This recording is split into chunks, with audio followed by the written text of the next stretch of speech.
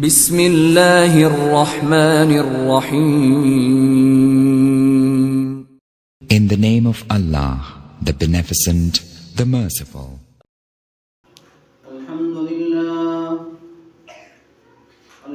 لله وحده لا شريك له والصلاة والسلام على من لا نبي بعده وعلى آله وأصحابه الذين أوفوا عهده. أما بعد فأعوذ بالله من الشيطان الرجيم. بسم الله الرحمن الرحيم. من يعمل سوءا أو يظلم نفسه ثم يستغفر الله يجد الله غفورا رحيما. عن عبد الله بن بسر رضي الله تعالى عنه قال قال رسول الله صلى الله عليه وسلم طوبى لمن وجد في صحيفته استغفارا كثيرا أو كما قال صلى الله عليه وسلم.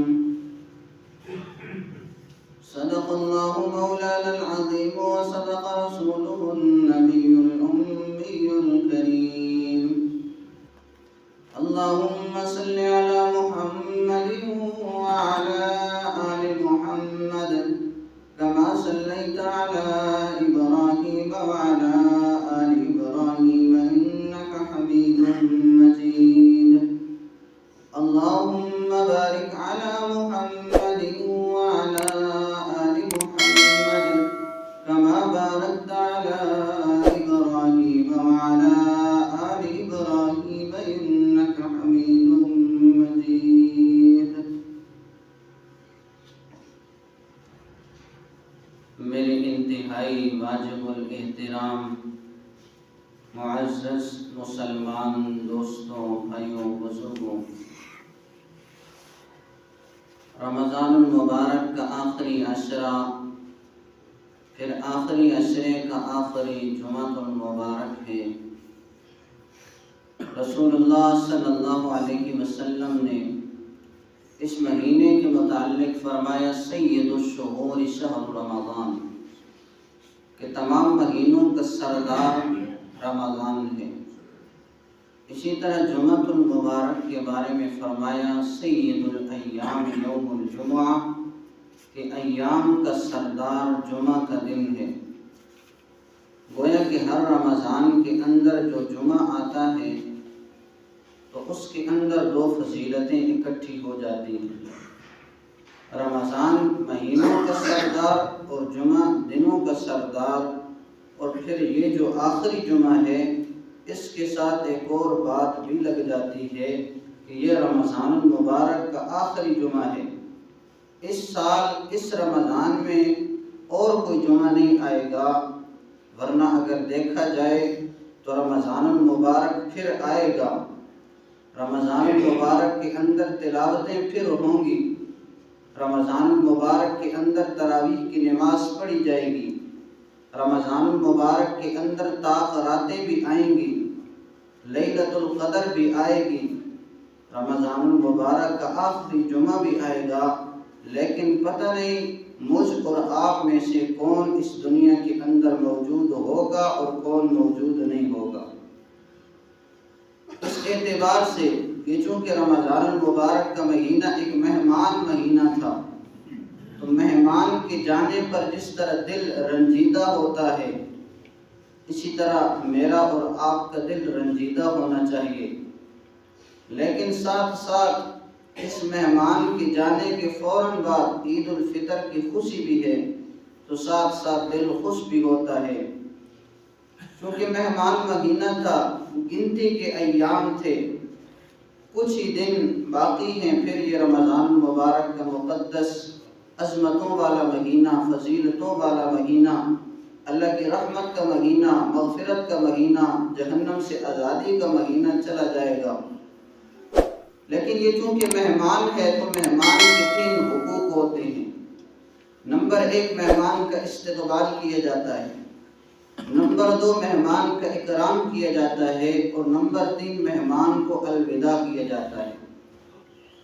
جب رمضان المبارک شروع ہو رہا تھا، اس سے چند دن قبل جو جمعہ آیا تھا، اس پر میں نے استقبال رمضان کے حوالے سے گفتگو کی تھی۔ پھر رمضان المبارک کا استقبال شخصی مہمان کی طرح نہیں ہے کہ اگر شخصی مہمان آتا ہے تو ہم اسے گلے لگاتے ہیں، اس کے گلے کے اندر ہار ڈالتے ہیں، پھول کی پتیاں اس پر نچھاور کی جاتی ہیں، لیکن یہ شخصی مہمان کا استقبال ہے۔ رمضان المبارک شخصی مہمان نہیں ہے، بلکہ یہ روحانی مہمان ہے۔ تو اس کا استقبال یہی تھا کہ ہم اپنے اندر بیداری پیدا کرتے، اپنے اندر پاکیزگی پیدا کرتے، اپنے دل کو صاف کرتے، نیتوں کو صاف کرتے۔ تو یہ اس کا استقبال تھا۔ تفصیلاً گفتگو میں نے اس جمعہ پر کر دی تھی۔ دوسرا حق رمضان المبارک کا کیا تھا کہ اس کا اکرام کیا جاتا۔ جیسے کوئی مہمان آتا ہے، اس کا اکرام کیا جاتا ہے، اس کے لیے اچھے کھانے پکائے جاتے ہیں، اسے عزت دی جاتی ہے، بیٹھنے کے لیے سونے کے لیے اچھی جگہ مہیا کی جاتی ہے۔ اسی طرح رمضان المبارک ہے تو اس کا اکرام کیا ہے؟ اس لیے کہ یہ شخصی مہمان نہیں ہے بلکہ روحانی مہمان ہے۔ تو رمضان المبارک کا اکرام یہ تھا کہ ہم اللہ جل شانہ کے احکامات کو پورا کرتے۔ اللہ جل شانہ نے جن گناہوں سے منع فرمایا کہ ان کے قریب نہ جانا، ہم ان گناہوں کو چھوڑ دیتے۔ گویا کہ نیکیاں کرنا اور گناہوں سے رک جانا یہ رمضان المبارک کا اکرام ہے۔ اس لیے میں اور آپ دیکھیں، اگر اللہ جل شانہ نے اس مہینے کے اندر تلاوت قرآن مجید کی توفیق عطا فرمائی، تراویح باجماعت پڑھنے کی توفیق عطا فرمائی، والدین کے ساتھ حسن سلوک کی توفیق عطا فرمائی، روزہ رکھنے کی اللہ نے توفیق عطا فرمائی، ان تمام نیکیوں پر اللہ کا شکر ادا کرنا چاہیے۔ اور جن جن گناہوں سے اللہ نے منع فرمایا ہے، چاہے وہ رمضان ہو چاہے غیر رمضان ہو، ہم ان گناہوں سے بچے رہے۔ تو یہ اس رمضان المبارک کا اکرام ہم نے کیا ہے کہ ہم اللہ جل شانہ کے احکامات کو پورا کرتے رہے۔ اللہ جل شانہ نے جن چیزوں سے منع فرمایا ہم ان سے رکتے رہے، تو یہ رمضان المبارک کا اکرام ہے۔ اب تیسرا حق اس مہمان کا کیا تھا؟ مہمان کا تیسرا حق ہوتا ہے الوداع کرنا، اچھے انداز سے اسے رخصت کرنا۔ اسی وجہ سے اس جمعہ کو جمعۃ الوداع بھی کہا جاتا ہے۔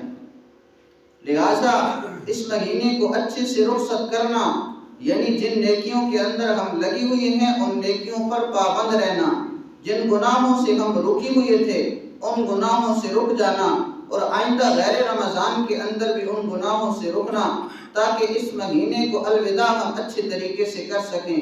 اور یہ جو جمعۃ الوداع ہے، اس پر ہم یہ نیت کریں کہ ہم اس مہمان کو اچھے طریقے سے الوداع کریں گے۔ اس لیے کہ اگر کوئی مہمان آتا ہے اس کا استقبال کیا جائے، اکرام کیا جائے، لیکن الوداع نہ کیا جائے، یہ مہمان کے حقوق ادا نہیں ہوتے۔ تو اسی طرح یہ رمضان المبارک کا مہینہ یہ مہمان ہے، روحانی مہمان ہے، تو اس کے جو تینوں حقوق بنتے ہیں ان کو پورا کیا جائے۔ تو الوداع بھی اچھے طریقے سے کرنا ہے۔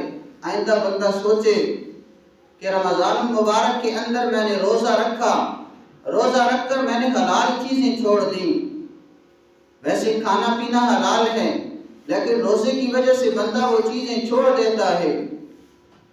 اگرچہ اس بار سخت گرمی کے ایام نہ تھے، سخت گرمی کے روزے نہ تھے، اگر چند سال پہلے کی بات کی جائے جب سخت گرمی کے روزے تھے جن کے اندر بندے کو پیاس ستاتی تھی، بندہ اگر علیحدہ کمرے کے اندر ہوتا، کمرے کے اندر پانی موجود ہوتا، کوئی دیکھنے والا نہ ہوتا، بندہ پھر بھی وہ پانی نہیں پیتا تھا، اس لیے کہ میرا روزہ ہے۔ تو اسی طرح اللہ کے حکم پر جب روزے کے مخصوص وقت کے اندر ہم نے چند حلال چیزوں کو چھوڑ دیا، تو اللہ جل شانہ کا حکم یہ بھی ہے کہ اے میرے بندے حرام کے قریب نہ جانا۔ تو چاہے وہ رمضان ہو چاہے غیر رمضان ہو، بندہ حرام کے قریب نہ جائے۔ اس لیے کہ روزے کے آنے کا مقصد یہی ہے، کما کتب علی الذین من قبلکم لعلکم تتقون، کہ تمہارے اوپر روزے فرض کیے گئے تاکہ تمہارے اندر تقوی پیدا ہو، تم متقی بن جاؤ، پرہیزگار بن جاؤ۔ تو لہٰذا یہ تقوی کی صفت ہمارے اندر آ جائے، تقوی کی درجات ہمارے اندر آ جائیں۔